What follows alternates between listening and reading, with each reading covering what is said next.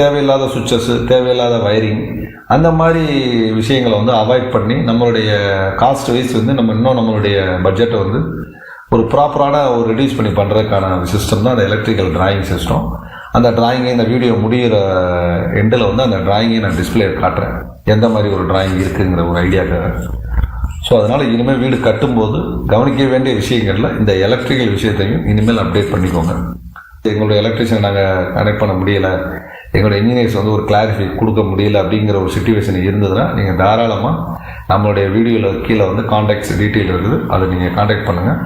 So எந்த டைமில் வந்து உங்களுக்கு டீட்டெயிலான ஒரு எக்ஸ்ப்ளனேஷனை கொடுக்கறதுக்கு நாங்கள் ரெடியாக இருக்கோம். தேங்க்யூ.